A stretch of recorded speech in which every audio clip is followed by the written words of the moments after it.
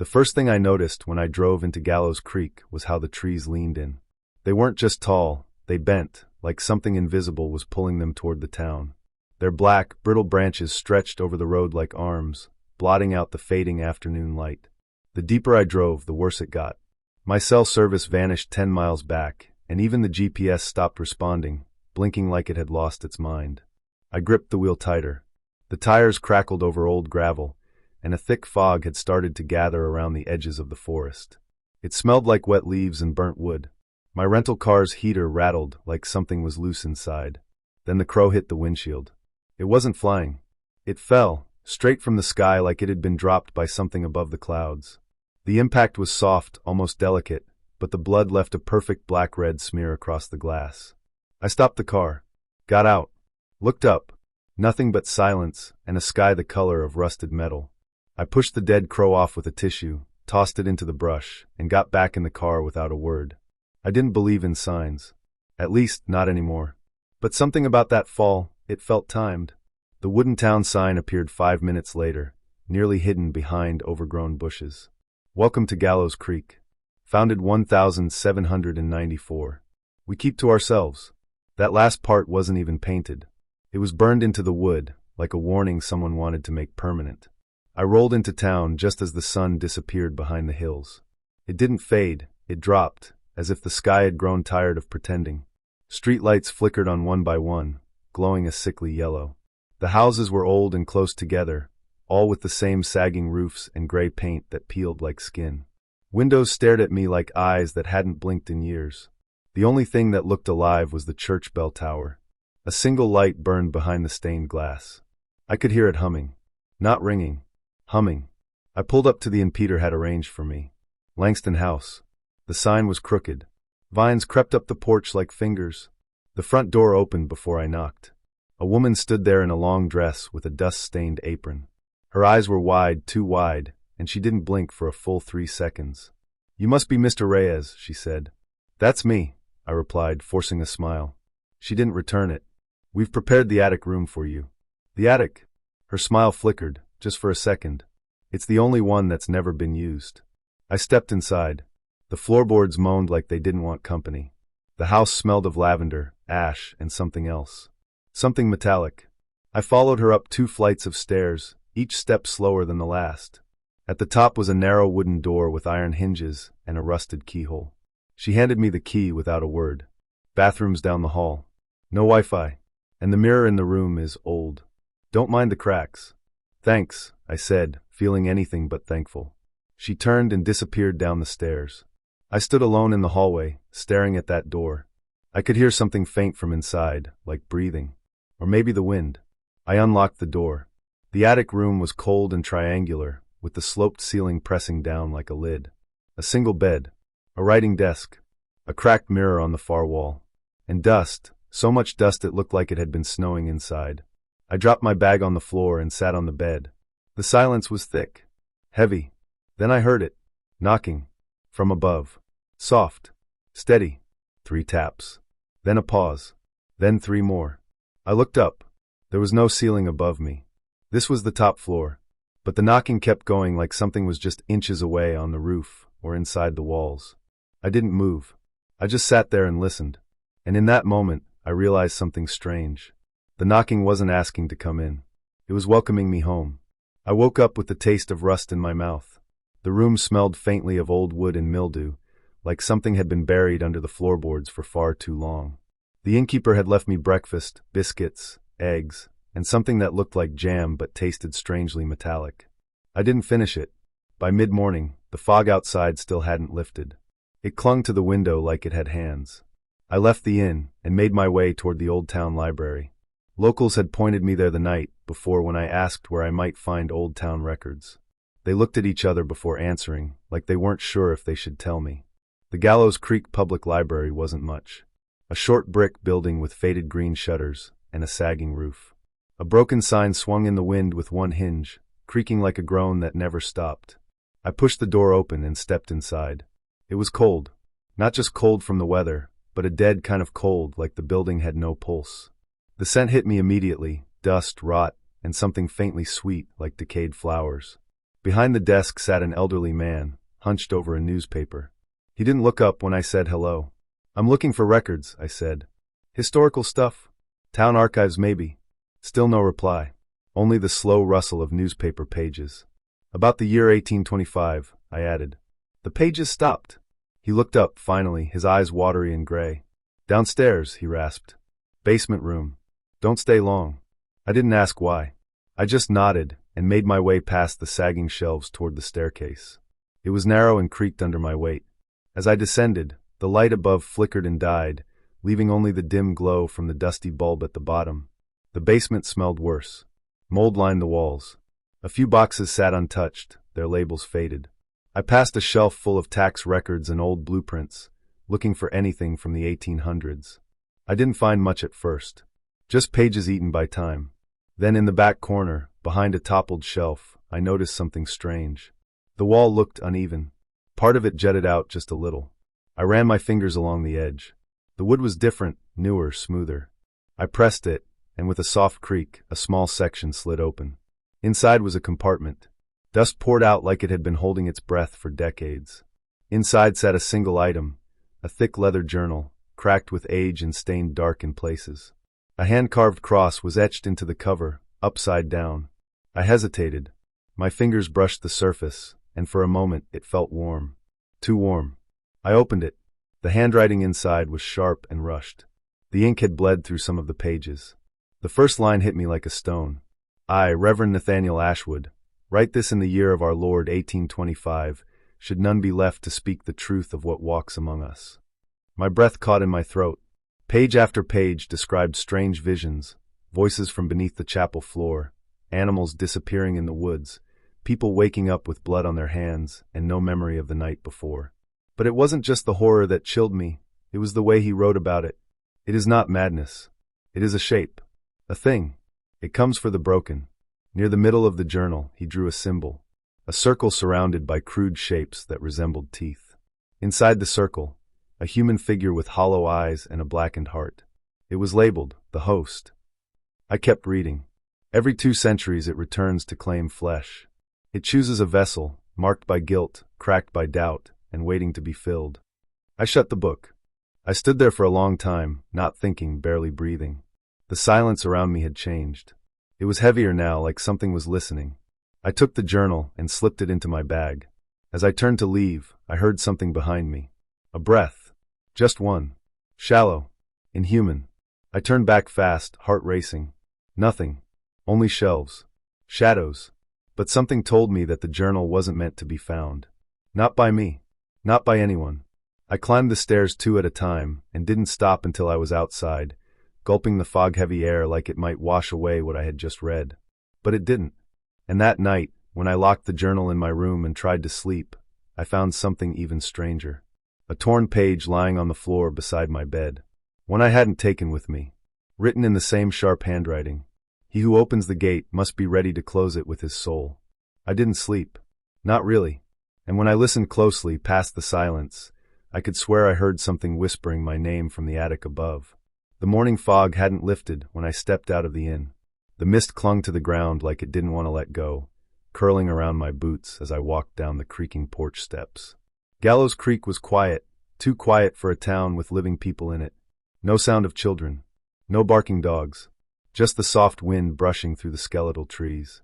I made my way toward the town hall, an old stone building with ivy crawling up its sides like veins. The doors were wide open, but no one was in sight. It felt more like a museum than a seat of power.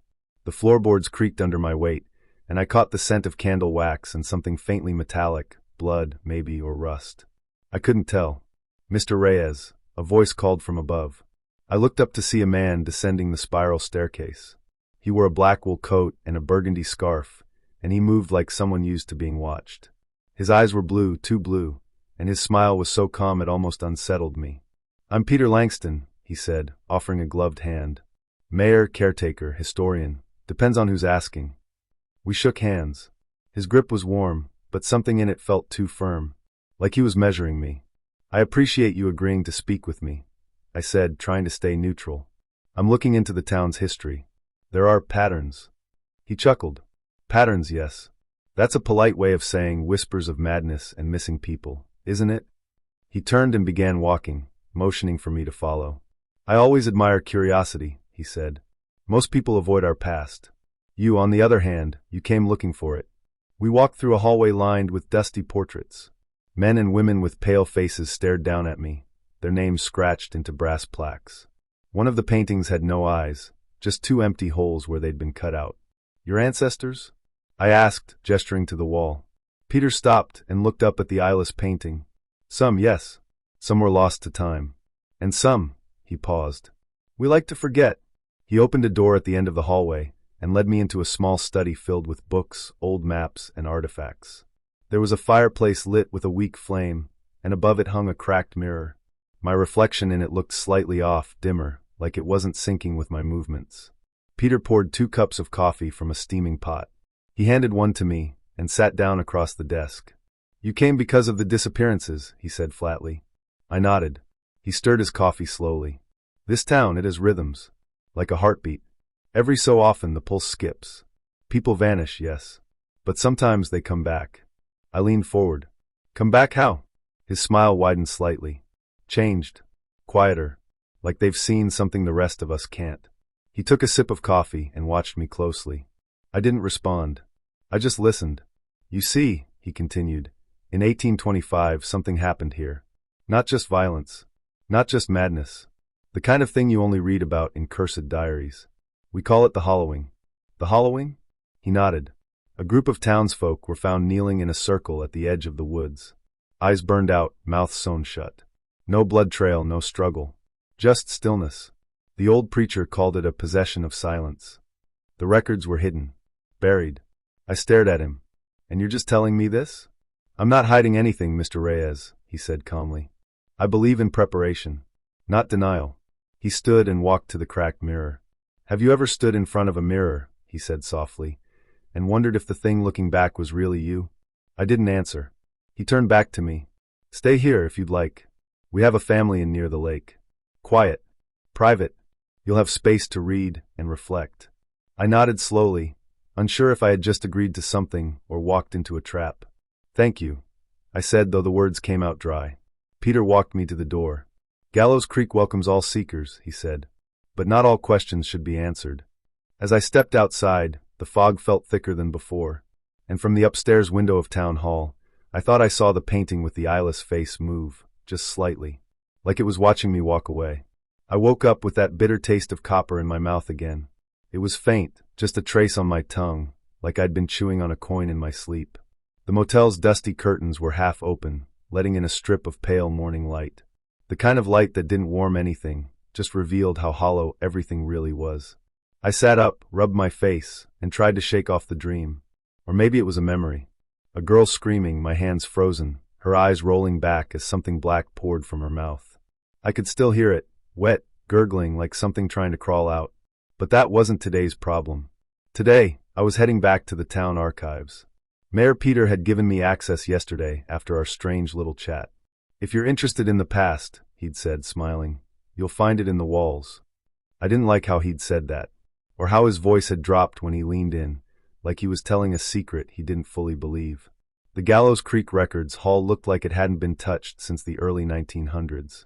A 2-story building with cracked brick and crooked gutters, it sat on the edge of town, half swallowed by creeping ivy. The front door creaked like a dying breath as I pushed it open. Inside, it smelled like damp paper and forgotten memories. Dust danced in the shafts of light that slipped through stained windows. I was alone, or at least it felt that way. No reception desk. No librarian. Just silence thick enough to drown in. The back room held dozens of cabinets, drawers packed with census files, property deeds, and death records. I started there. Names. Dates. Bloodlines. I wasn't exactly sure what I was looking for until I found it. Tucked deep in a drawer labeled Historical Genealogy, 1800 to 1900, I found a rolled parchment bound with twine. Carefully, I unwrapped it and laid it flat on the table. It was a family map, beautifully drawn, handwritten, branching lines like veins across old parchment. 17 names were circled in red ink. I recognized 2 immediately, Reverend Ashwood and Matthias Langston. The latter name chilled me. That was Peter's great-great-grandfather. Each red circle connected to more names, descendants. And those names, in newer ink, bore tiny notations. Some said deceased. Others said missing. But 4 were left unmarked. One of them had my name. My throat went dry. There was no way this made sense. I wasn't from Gallows Creek. I was born in Arizona. Adopted. My parents never told me anything about my birth family. But there it was. Alvaro Reyes. Inked in black, circled faintly in red. A cold ripple passed through me. My fingers hovered above the page, not touching, afraid that if I did, something would pull me in. Suddenly, I heard footsteps. Slow. Deliberate.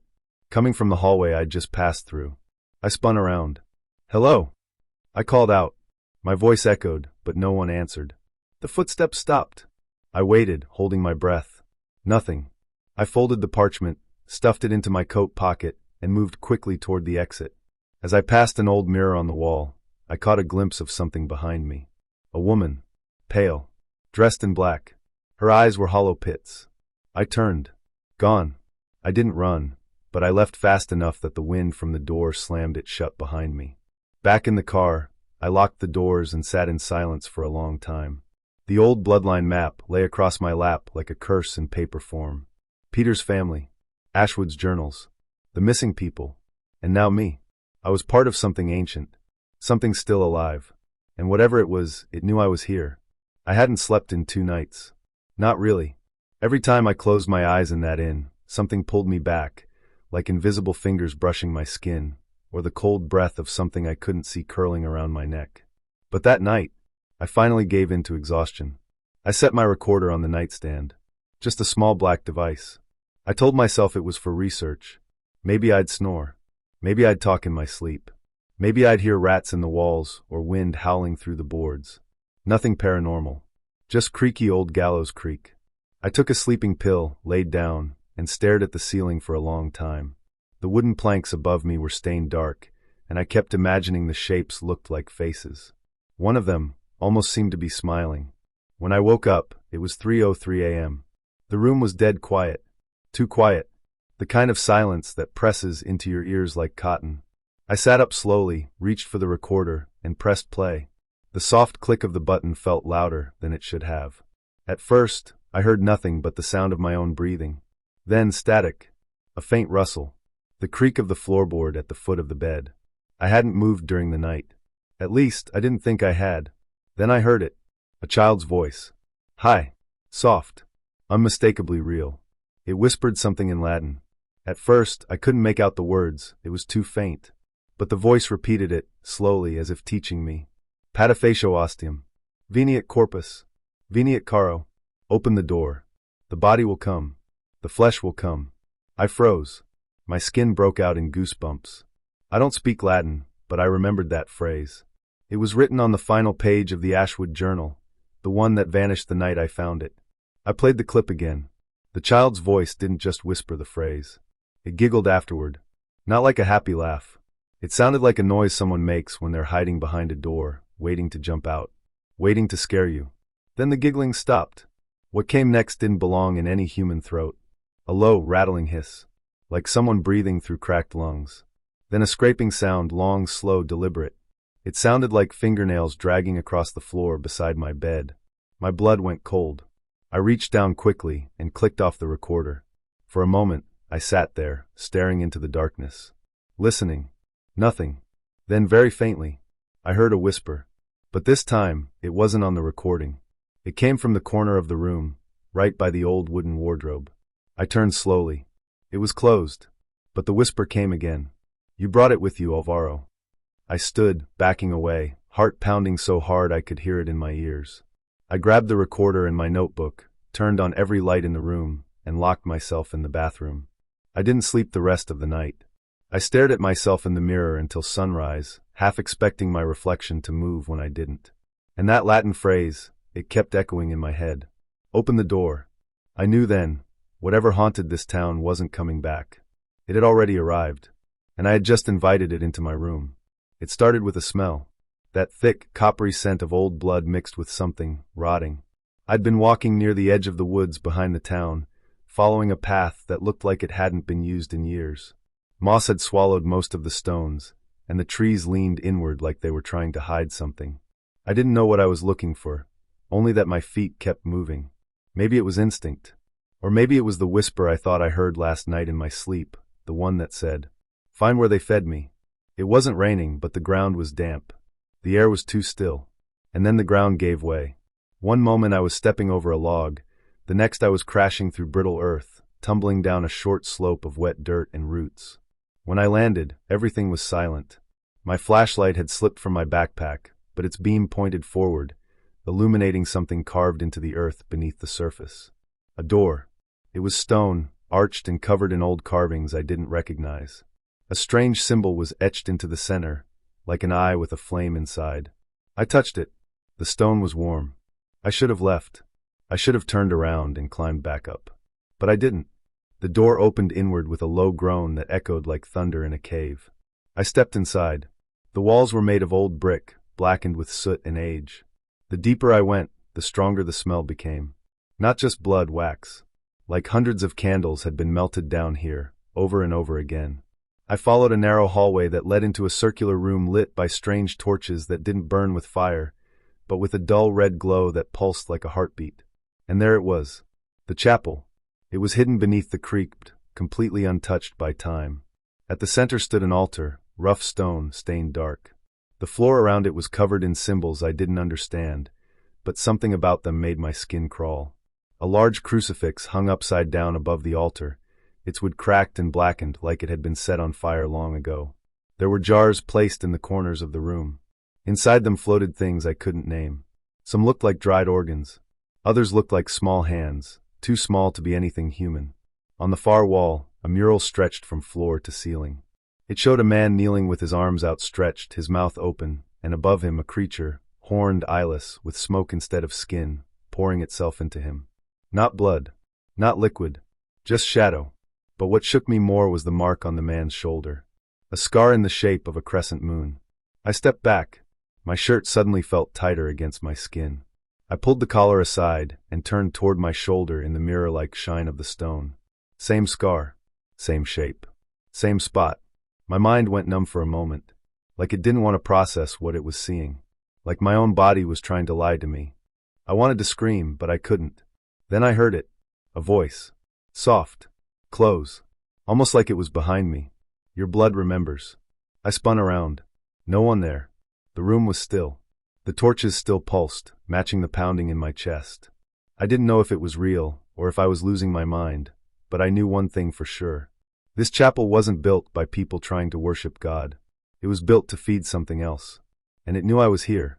I backed away slowly, eyes on the walls, the altar, the jars, and the mural.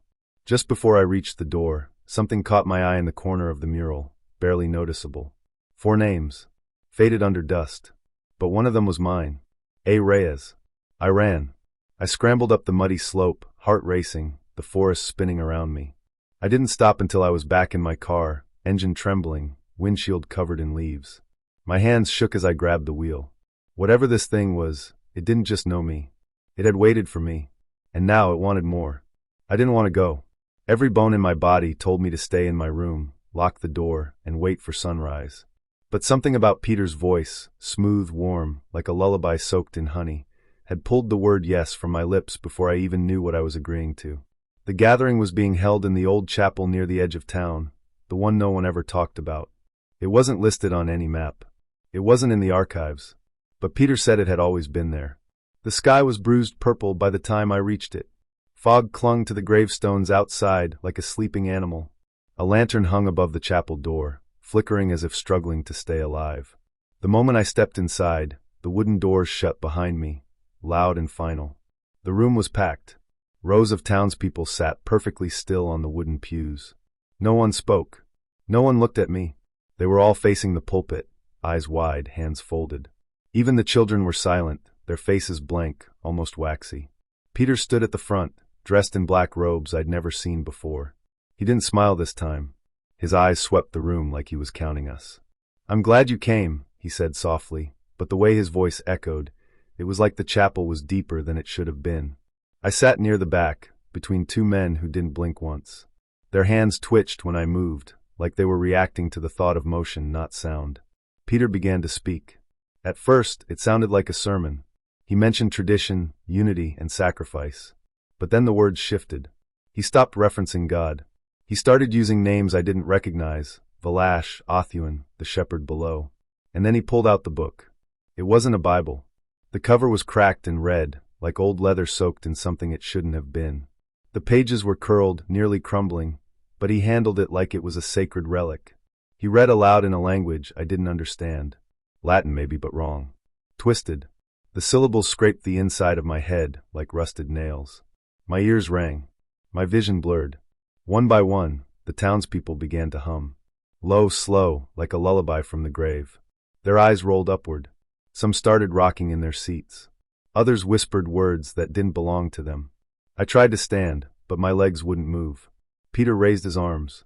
"The vessel is here," he said, not looking at anyone in particular. "He walks among us." Broken, doubting. "Ripe." The pew in front of me began to bleed. I blinked, and it was dry again. I turned to the man beside me. His mouth was open. Inside, I swear I saw teeth upon teeth. Layers of them, like a jaw that wasn't meant for human speech. I had to get out. I pressed both hands against the pew in front of me and pushed myself up. Something cracked in my knee, but I didn't stop.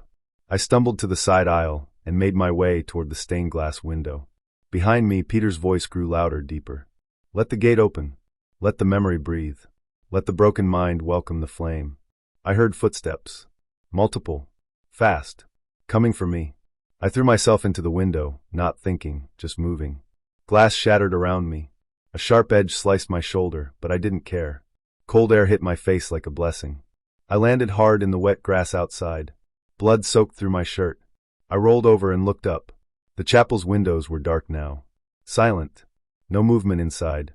I didn't hear footsteps anymore. But I felt eyes. From the woods. From the mist. From something that had just learned my name. I got up and ran. I didn't stop until I reached my room, slammed the door shut, and shoved a chair beneath the handle. I pressed my back to the wall, heart pounding, blood still dripping from my arm. Peter's words echoed in my head like a song I couldn't forget. "The vessel is here." He wasn't talking about someone else. He was talking about me. I locked the door behind me, even though I knew it wouldn't matter. Whatever was going on in this town, wooden locks and rusty bolts weren't going to keep it out. The mirror above the sink caught my eye. At first, I didn't notice anything wrong. But then I leaned in. Etched into the glass, barely visible unless the light hit it just right, was writing. Latin. My skin tightened like it was being pulled over bone. Tu es vas dubitationis. Dubitatio apparit annuum. You are the vessel that doubts. Doubt births the gate. I stepped back. My hands trembled. I hadn't touched that mirror since I got here. I hadn't even thought about it. Who etched that? When? I didn't sleep that night. I couldn't. I sat on the edge of the bed, the journal open in my lap, rereading the same passage again and again. The demon does not choose the pure, nor the wicked. It chooses the wounded, those who carry guilt like a stone under the skin. It waits for them to break, then it makes a home. It hit me harder this time, like the words weren't just written, like they were speaking. To me. My mind drifted back to the girl. Her name was Clara. 16. Possessed, or at least that's what we were told. It was during my seminary training. They let me assist. Just observe, nothing more. But when the priest collapsed during the ritual, I was the only one left in the room. I froze. She screamed for help. Begged me to keep praying. I ran. She died hours later. I never spoke of it again. I buried it. Or so I thought. A knock echoed at my window. Not the door. The second-floor window. I froze. My breath caught in my throat. Slowly I turned. The curtains shifted slightly in the wind. Only there was no wind. Another knock. Not hard. Just patient. I pulled the curtain back. No one was there. Only the night. And the woods, standing tall like silent judges. But scratched into the glass now, clear as daylight, was a crescent-shaped mark. Like a sickle. My shoulder burned. The scar. The one I'd always had but never remembered getting. It tingled under my shirt like something was stirring beneath it. I grabbed my recorder. Played back the last hour. Static. Then, under the static, a voice. Soft. Gentle. Like a mother reading a story. You were always meant to come here, Alvaro. I dropped the recorder. It cracked on the floor. The voice kept playing, warped and low. Just like the others. I yanked the batteries out. Silence fell. But it didn't feel like silence. It felt like listening. I needed answers. Real ones. I dug through the journal again and noticed a page I'd skipped. Folded into the back cover. It wasn't Ashwood's handwriting, it was newer. Sloppy. Written with shaking hands. A list of names. 17 in total. All with birth and death dates. All from 1825. Except one. Peter Langston. Born 1973. No death recorded. I felt cold crawl up my spine. Another name sat at the bottom. Added in a different ink. Alvaro Reyes. There was no date next to mine. Just 2 words in red. Next host. I stared at it for a long time. Was this some sick joke? A prophecy? A plan? I didn't know. But I knew one thing. If this town wanted me as the next vessel, it was because they thought I wouldn't fight back. They were wrong. Even if I had to tear the truth from the bones of Gallows Creek, I'd find it. And when I did, I'd bury it so deep the devil himself would flinch trying to dig it back up. I closed the journal, lit a candle, and whispered the only prayer I could still remember. Something outside whispered it back. Word for word. In my own voice. I didn't sleep. I couldn't. I had spent the night tossing in bed, soaked in sweat, the sheets twisted around my body like a straitjacket. Something inside me had begun to crack, not just from the fear or the visions, but from the truth clawing its way to the surface. The demon wasn't hunting me. It was waiting for me to arrive. When morning came, the sky outside was the color of rotting peaches, thick and unnatural. I barely noticed. I was already halfway out the door, driven by a need I didn't understand, gripping the torn page Elsie had given me the night before. It was yellowed and crumbling at the edges, but the writing was sharp. Black ink. Slanted. Angry strokes. To bind the demon, one must walk willingly into the memory of their wound. To trap it, one must carry no denial into the gate. I didn't fully understand what it meant, but I knew where to go. The underground chapel. I walked through the woods with the page tucked into my coat. The trees were silent, as if they too were holding their breath. A crow followed me, hopping from branch to branch, never cawing, just watching. The entrance to the chapel was still open. A jagged hole in the earth, like the mouth of some buried beast. I climbed down, flashlight in hand, heart pounding against my ribs. The cold down there was different.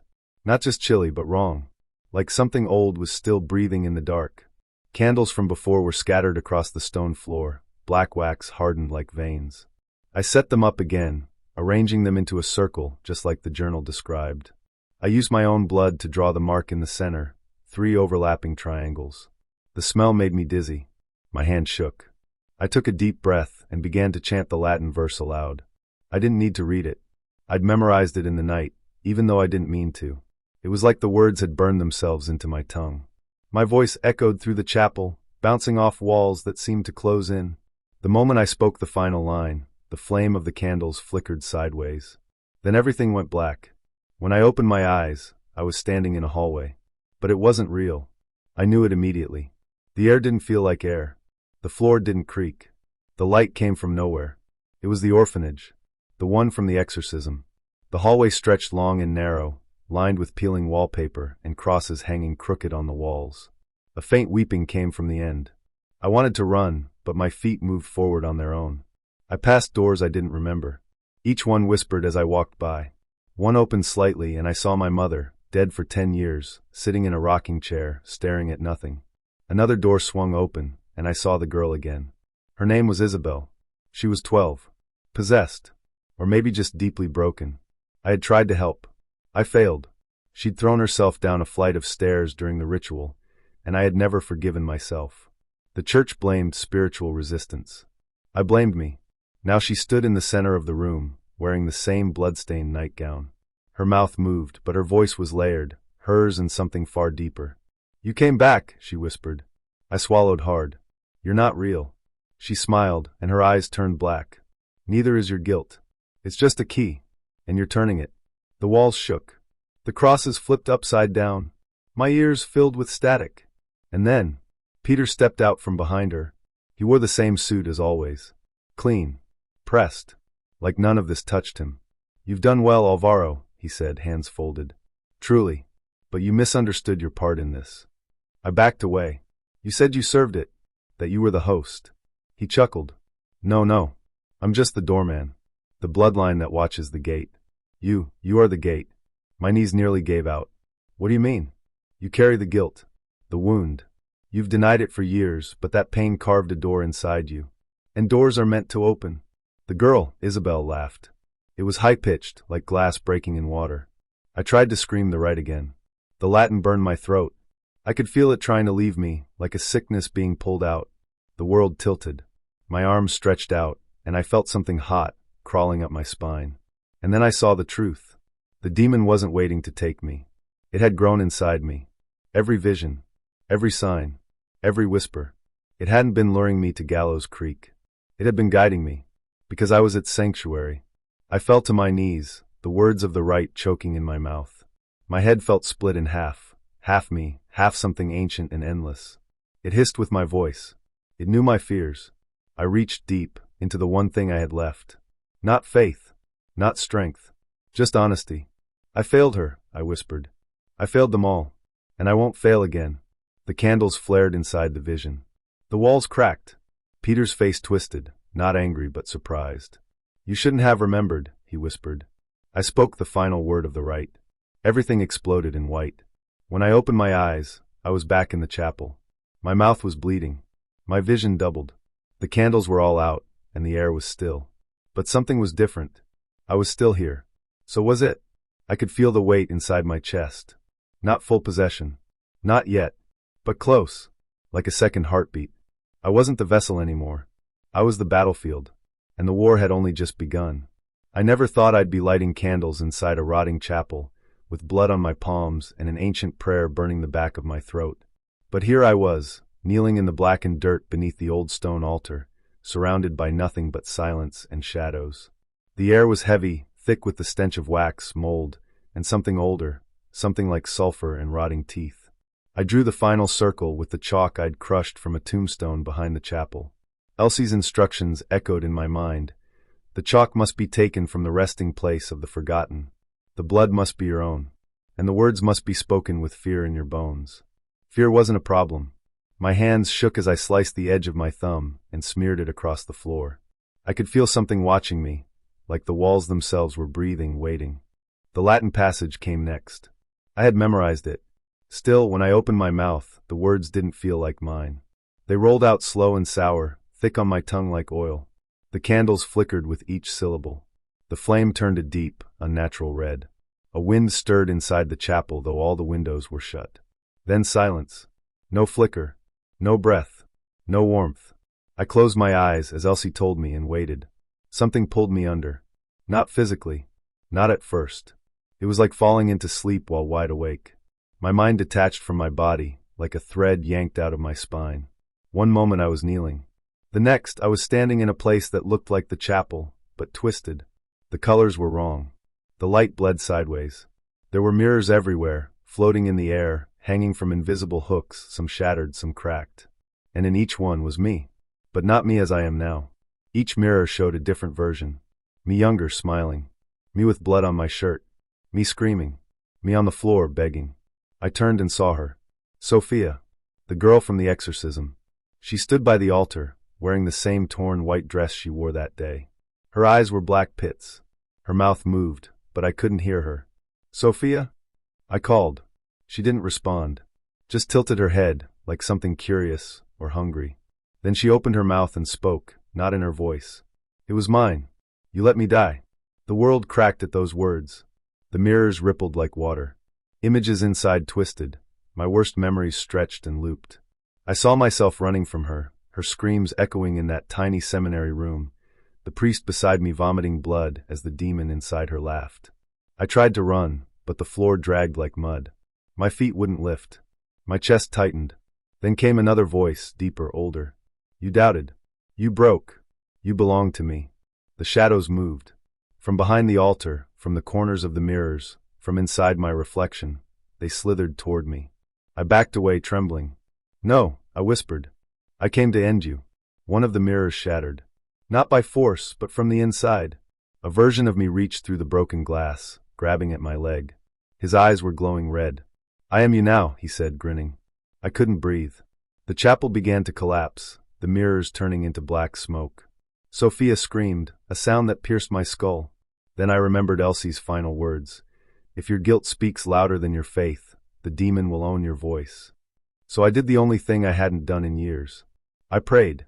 Not perfectly, not cleanly, but with every ounce of fear, regret, and aching hope in my soul. O Lord, I have walked in darkness. I have let silence rot my voice. But I am yours still. I am yours still. Take me whole, or not at all. A crack of light split the air above the altar. The darkness hissed. The shadows burned. The mirror versions of me howled like animals before turning to ash. And then, I was back. The real chapel. Kneeling. Sweating. The candles had burned low. But something was wrong. I felt cold inside. Not on my skin, in my bones. Like something had been taken. Or maybe something left behind. I looked up, and Peter stood at the edge of the circle, smiling faintly. You did well, he said, his voice calm. But you misunderstood the rite. What do you mean? I asked, my voice barely my own. Peter leaned closer. I could smell the sulfur on his breath. You didn't banish it, Alvaro. You brought it in. And in that moment, I understood. I wasn't the one trying to stop the demon. I was the final door.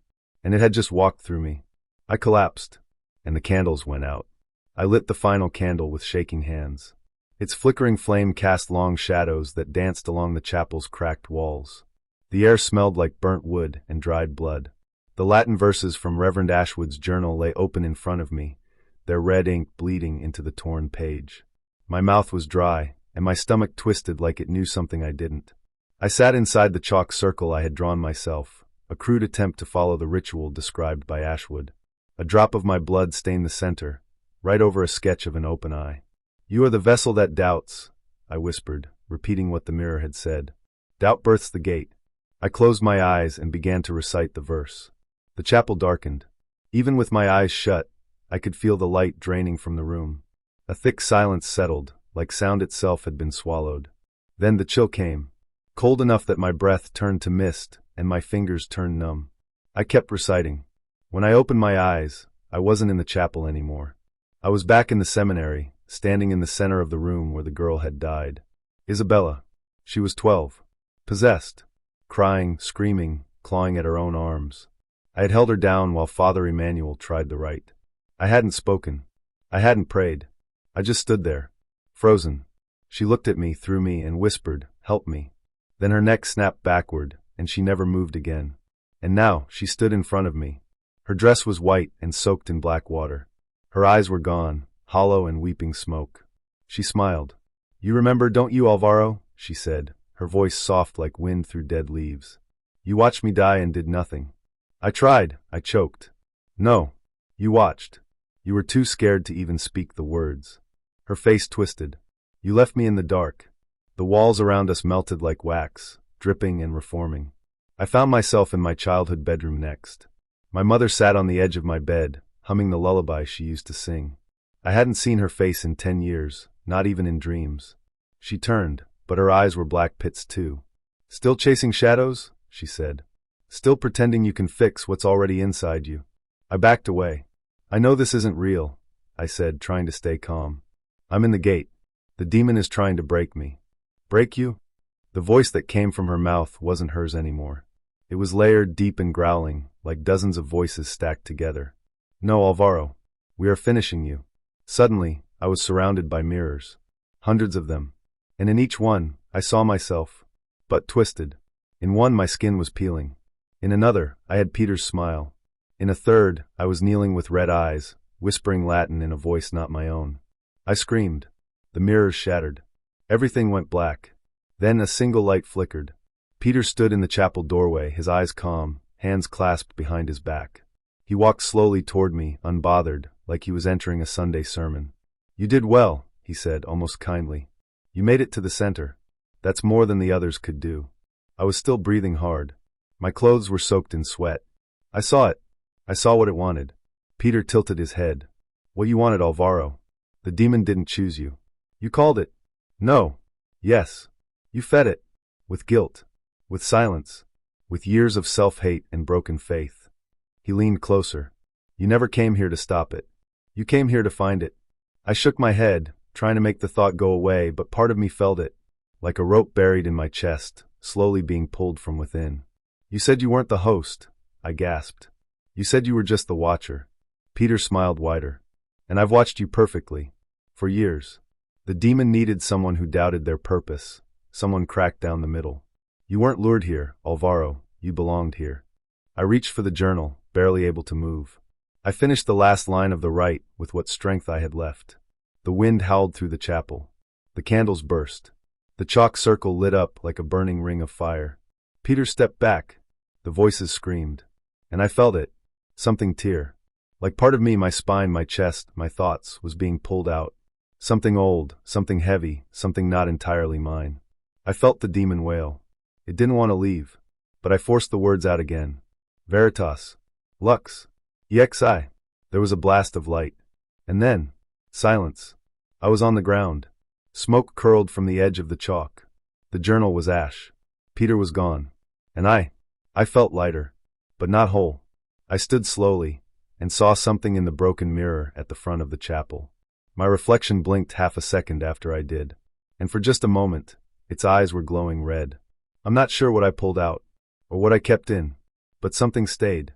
And it's waiting. I don't know how long I was unconscious. When I opened my eyes, I was lying in the center of the chapel floor, the candles burnt down to puddles of wax, the smell of scorched wood thick in the air. The blood circle around me had been broken, smeared and disrupted, like something had crawled through it. My body was freezing, but I was sweating. My breath came out in short bursts, each one fogging the cold air, as if something around me was still, not of this world. I sat up slowly. My hands were shaking. They wouldn't stop. I pressed them against the floor to steady myself, but it felt like the ground was pulsing, like the heartbeat of something ancient still throbbed beneath the stones. Then I heard it. Laughter. Not loud. Not wild. But soft. Familiar. Peter stood at the back of the chapel, his face barely lit by the dying candlelight. His hands were behind his back, and his head was tilted like a curious child watching an insect struggle. You did well, he said. You made it further than the others. I stared at him, trying to piece together what had just happened. You were never the host. He smiled, stepping closer. No, I was the watcher, the guide. Every generation needs one. I backed away, my voice a rasp. You set me up. No, he said gently. You came willingly. The town called. The demon didn't choose you, Alvaro. It recognized you. You've been broken for years. Guilt, doubt, pain. That exorcism you failed, it opened a door inside you. And it never truly closed. My legs gave out, and I sank to my knees. I performed the rite. I followed every word. I confronted the memories. I faced the mirror. Peter nodded. You did. And you sealed part of it. But the rest, well, it clung to the one thing it always wanted. My heart pounded. Me. He crouched in front of me. I could smell the earth on him, like he'd been digging. You are the next host. Not because you failed, but because you believed. Belief opens more doors than faith ever could. And you opened them wide. I wanted to scream. I wanted to rip my skin off and burn the voice I now felt slithering in the back of my head. But instead I whispered, why me? Peter stood up. Because you're strong enough to carry it, but weak enough to let it whisper. And it doesn't need to control. It only needs to suggest. He turned and walked away, fading into the shadows at the chapel's edge. I stumbled outside, into the cold morning light. The town looked the same, quiet still, as if nothing had happened. The mist hugged the trees. Birds chirped like they hadn't seen the dead dance in the woods last night. No one screamed. No one ran. They were all smiling. Children played in the dirt road. Shopkeepers swept their porches. A man tipped his hat to me as I passed, eyes glowing faintly red for just a second too long. I climbed into my car and drove. Fast. Not looking back. But in the rearview mirror I saw it. My eyes. Flickering. Crimson. Just for a second. And I heard a whisper, my own voice, but stretched and warped. We'll be careful. This time. The road ahead was empty. But inside something had settled. Not loud. Not cruel. Just present. I'm still me. I think. I pray. I resist. But I know now, some doors once opened don't shut. They breathe. And they wait. For the next host. I don't use my real name anymore. Alvaro Reyes died in Gallows Creek, buried beneath red wax, broken mirrors, and silence. I still remember the way the sky looked when I left that cursed town. It wasn't sunrise. It wasn't sunset. Just a dull, reddish bruise stretching across the horizon, like the earth had been punched in the mouth and didn't know how to bleed properly. I've been driving ever since. One highway to the next, rest stop to rest stop. No destination. Just movement. I sleep in motels that smell like old cigarettes and mildew. I eat whatever I can find at 24-hour gas stations. I keep holy water in my glove box.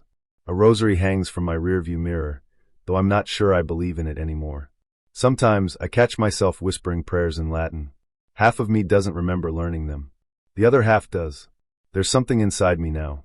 Not fully human. Not fully demon. It stirs when I pass old churches or hear the name Ashwood. Sometimes, when I'm alone, I feel a pressure behind my eyes, like someone's leaning too close behind me, breathing down my neck. I never turn around anymore. There's never anything there. But there's always something there. I don't sleep through the night. When I do sleep, I dream of her, the girl from the exorcism. Her voice is different each time. Sometimes it's Peter's. Sometimes it's my own. Sometimes it's the demon's, soft and sweet, like a child singing lullabies in reverse. She always asks the same question. Did you open the door or did I? I never answer. Because deep down I know the truth. I didn't just stumble into Gallows Creek. I was called there. Marked. Chosen. The demon didn't find a host, it returned to one. And now, I feel it learning me. Watching through my eyes. Testing the boundaries of my will. It doesn't scream. It whispers. It doesn't rush. It waits. The cycle was supposed to be every 200 years. But I think it's growing impatient. So I travel. I study ancient rites. Forgotten tongues. Hidden texts buried beneath churches long abandoned. Maybe it's a fool's quest. Maybe I'm just running in circles, delaying the inevitable. Or maybe, just maybe, I can finish what Reverend Ashwood couldn't. If you're reading this, stay far away from Gallows Creek. And if you ever hear knocking from your attic, don't open the door. Not even once.